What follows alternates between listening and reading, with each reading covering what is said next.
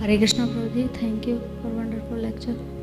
प्रभु जी, एक चीज़ है कि जैसे आपने अभी कहा प्रतिकूल कृपा अनुकूल कृपा, लेकिन जब ऐसी परिस्थिति हमारे जीवन में किसी के भी जीवन में आएगी तो उस टाइम तो हम ये याद नहीं रख पाएंगे कि ये तो भगवान की कृपा है। उस टाइम तो सब उथल पुथल मच जाती है बिल्कुल। तो ऐसे इसे कैसे ध्यान में हमें, इसी के लिए तो हम यहाँ कक्षाएं करते हैं, ताकि अपने मन को, अपनी बुद्धि को बार बार समझा पाए कि नहीं, ये भगवान की कृपा है ना। तो ये केवल आपके लिए नहीं, ये मेरे लिए भी है ना, कि कभी जीवन में ऐसी परिस्थिति आए तो हम याद कर पाए कि अरे भैया, आपने एक दिन व्यास आसन पे खुद आके बैठ के बोला था ना, तो अब आपके जीवन में आ रही है तो इसको स्वीकार करो ना। सो ये प्रभुपाद जी की बहुत बड़ी कृपा है कि हमें प्रभुपाद जी ने मौका दिया है सुबह शाम भागवत को पढ़ने का, भागवत को समझने का और अपने जीवन में अप्लाई करने का। So it should not become just theory. तो प्रभुपाद जी ने खुद अपने जीवन में कृपा से संभाली है ना। कहाँ उनको वृंदावन से उठा के ना अमेरिका में पटक दिया गया है ना, उन हिप्पी लोगों के बीच में डाल दिया गया जो उनके मुंह पे सिगरेट फूकते थे। प्रभुपाद जी जब स्टोर फ्रंट पे रहते थे फर्स्ट फ्लोर पे, तो जब ऊपर चढ़ते थे तो रास्ते में जो सीढ़ियाँ होती थी उसमें सारे हिप्पी लोग ना नशे में धुत पड़े होते थे और कुछ वहाँ पे स्मोक कर रहे होते थे। तो प्रभुपाद जी जब ऊपर जाते थे तो उन हिप्पियों को बिल्कुल नशे में है, तो प्रभुपाद जी के मुंह पे ऊपर ही सिगरेट फूक देते थे। और फिर जब ऊपर जाते थे प्रभुपाद जी व्यासासन में बैठते थे, तो उनके उनके जो ऑडियंस होते थे कौन होते थे, वही लोग जो नीचे उनके मुंह पे सिगरेट फूके, उन्हीं को वो कथा सुना रहे। तो ये किस परिस्थिति में आ गए प्रभुपाद जी ना। एक 70 साल का बूढ़ा व्यक्ति इतनी ठंड में अमेरिका में उसको यहाँ पे भेज दिया गया, उसके साथ कोई नहीं है और चारों तरफ ऐसे लोग हैं जो उनको जानते नहीं है बल्कि उनका अपमान कर रहे हैं। अगर प्रभुपाद जी ने इस परिस्थिति को भी क्या समझा, भगवान की कृपा है, दो मेरे लिए प्रतिकूल ना प्रकट हो रही है, मगर ये भगवान की बहुत बड़ी कृपा है, क्योंकि मेरे गुरु की इच्छा है कि मैं पाश्चात्य जगत में जाके प्रचार करूं और भगवान ने वो इच्छा मेरी पूरी कर दी।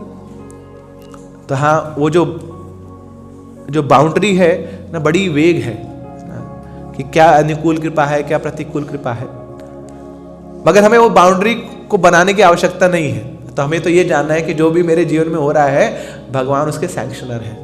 We have to accept it and we have to tolerate it. तो सहनशीलता ना एक बहुत बड़ा गुण है जो भक्ति में अपने आप ही निहित है। तो हम जब बात करते हैं विनम्रता की, सहनशीलता की ना, फॉरगिवनेस की, टॉलरेंस की, तो ये तो एक प्रकार से ना राधा गोविंद स्वामी महाराज बताते हैं कि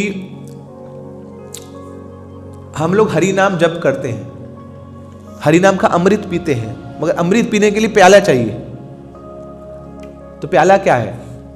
तो फिर वो चैतन्य महाप्रभु ने अपने प्याले का वर्णन किया है ना, तृणादपि सुनीचे न तरोरपि सहिष्णुना अमानी नाम आदेना कीर्तनी से हरि। तो आपको हरि नाम पीना है ना, तो उसके लिए प्याला चाहिए।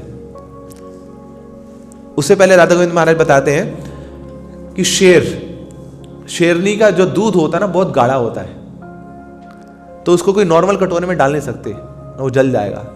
उसके लिए बड़ी स्ट्रॉन्ग कटोरा चाहिए होता है ताकि वो शेरनी के दूध को संभाल पाए। ऐसे ही हमें भी एक शेर ने ना अमृत दिया, अपना दूध दिया, चैतन्य महाप्रभु सिंह। उनका दूध क्या है?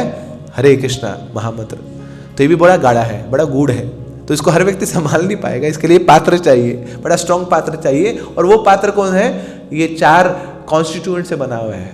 तृणादपि सुनिर्चन तरोरपि सूष्णा ना, अपने आप को वृक्ष से भी ज्यादा सहिष्णु मानना और अपने आप को तृण से भी नीचा छोटा मानना, मान की इच्छा ना रखना और दूसरों को सम्मान देना।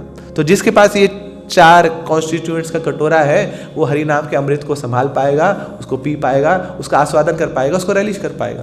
तो जो हरि नाम ले रहा है उसको सहिष्णु बनना ही पड़ेगा।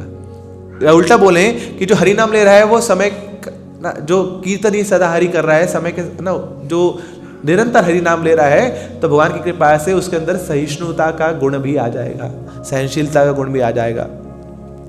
तो सबको सहन कर पाएगा, वो लोगों को भी, परिस्थितियों को भी, और सबको वो भगवान की कृपा मान पाएगा, चाहे उसके जीवन में कुछ अनुकूल हो रहा है या प्रतिकूल हो रहा है। प्रभु जी, जैसे कोई भी ऐसा कुछ होता है तो उसमें संबंध तो प्रभु जी खराब होते हैं, तो वो तो भगवान ने सैंक्शन नहीं किया होगा कि हमारे किसी से संबंध खराब हो जाए, किसी भक्त से। देखिए, कई बार ना कुछ चीज़ों को समझाने के लिए ड्रामा कराया जाता है, तो ड्रामा से चीज़ें बड़ी जल्दी समझ आ जाती हैं। किसको समझ आती हैं? ड्रामा करने वाले को तो बेशक ना समझ आए, मगर जो ड्रामा देख रहा होता है ना उसको बड़े अच्छे से समझ आ जाती है ना। तो इसलिए प्रभुपाद जी ने हमें बहुत सारे ना फेस्टिवल्स पे ड्रामा करने को प्रेरित किया है, एनकरेज किया है, क्योंकि drama can reach to masses. अब देखिए भगवद गीता क्या है, वो भी ड्रामा है।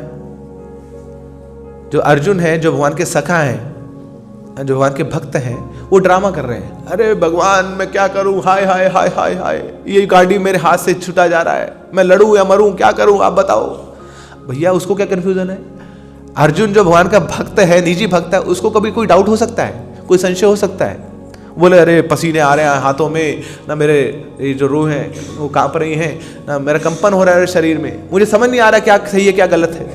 अब वो अर्जुन जिनको भगवान ने चुना गीता को सुनने के लिए, उसको कभी संशय हो सकता है, उसको कभी डाउट हो सकता है ना। तो अर्जुन क्या कर रहे हैं? ड्रामा कर रहे हैं। किसके लिए? हम सब लोगों के लिए, क्योंकि हम सबके जीवन में भी एक ऐसा समय आएगा ना, क्या करें क्या ना करें ना, डाउट हो जाएगा हमें, क्या धर्म है क्या अधर्म है नहीं पता लगेगा।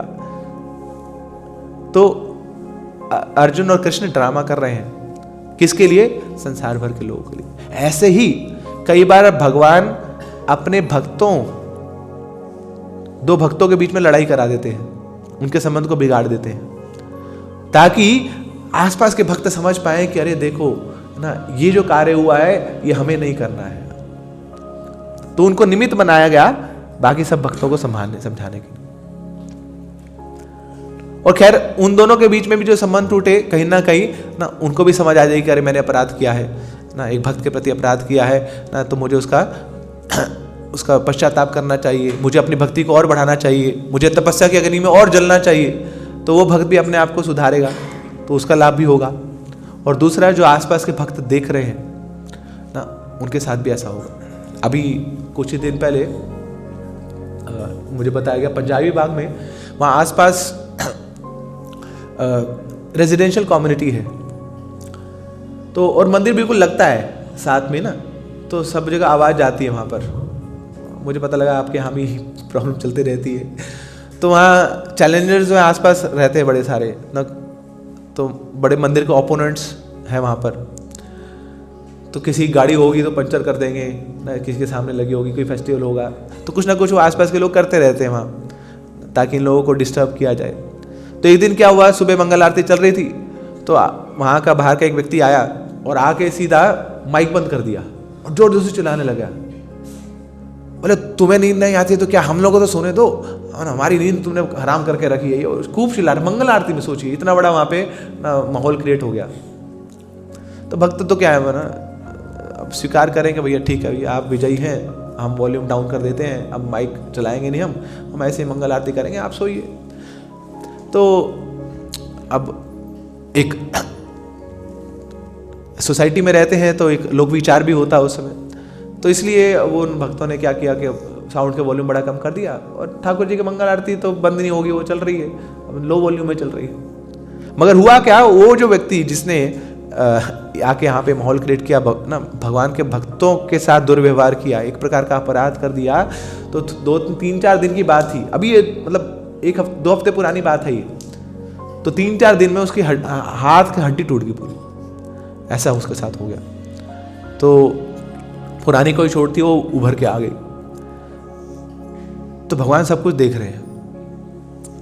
तो अब ये जब कथा सुनी, हो सकता है कि आसपास के और बहुत सारे लोग होंगे जो आके सोच रहे थे कि हम लड़ेंगे मंदिर में आके, हम साहब यूनियन बना के करेंगे। भैया नहीं, बोले बजाओ जितनी जोर के बजाना बजाओ, आप फुल वॉल्यूम बजाओ, मेरी ना कोई दिक्कत नहीं है जी, हमें हम सोएंगे नहीं जी, हार्ट टूटने से अच्छा है ना, बिना सोएंगे नहीं, कोई दिक्कत नहीं। तो बहुत सारे लोगों को लेसन मिल गया उससे, आसपास के लोगों। So Krishna inducts this kind of situations, ताकि एक तीर से बड़े सारे शिकार हो जाए, बहुत सारे लोग उस तथ्य को, उस सिद्धांत को जान जाए। तो ऐसी कई बार भक्तों के बीच में भी ना ऐसी लीलाएं होती है। जैसे जितने भी यदुवंशी थे, अब भगवान तो चले गए अपने धाम, यदुवंशियों को वापस बुलाना है तो कैसे बुलाएंगे उनको?